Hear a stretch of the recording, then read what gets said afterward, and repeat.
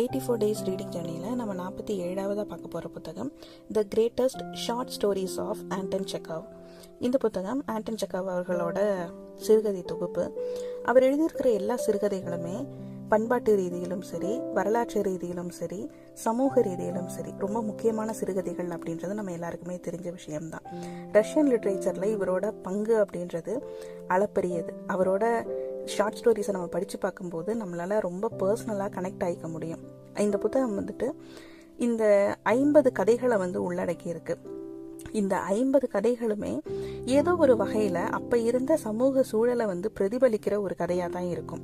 இந்த கதைகளை நம்ம படித்து முடிக்கும் போது ஒரு திருப்தி நமக்கு கிடைக்கும். ஏன்னா இந்த சிறுகதைகள் அப்படின்றது வெறுமனே ஒரு லைஃப் இல்லாத சிறுகதைகள் கிடையாது. இது ரொம்ப லைஃபோட இருக்கிற ரொம்ப அழகான சிறுகதைகள்.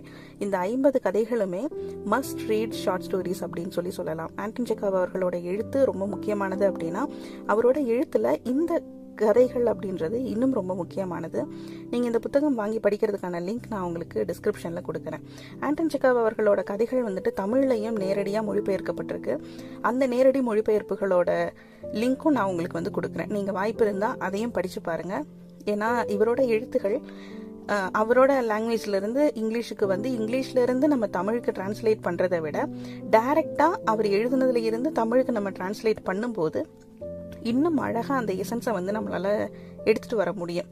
அந்த மாதிரி தமிழுக்கு வந்த சில கதைகளோட லிங்க்கும் நான் உங்களுக்கு டிஸ்கிரிப்ஷனில் கொடுக்குறேன். வாய்ப்பு இருந்தால் அதையும் படித்து பாருங்கள். நம்ம மிஸ் பண்ணக்கூடாத ஒரு சிறுகதை அப்படின்னா ஆண்டன் செக்காவ் அவர்கள் எழுதியிருக்கிற அத்தனை சிறுகதைகளையுமே மென்ஷன் பண்ணலாம். வாய்ப்பு இருக்கிறவங்க கண்டிப்பாக இந்த புத்தகத்தை படித்து பாருங்கள். உங்கள் எல்லாருக்குமே ரொம்ப பிடிக்கிற ஒரு புத்தகமாக இருக்கும். நன்றி.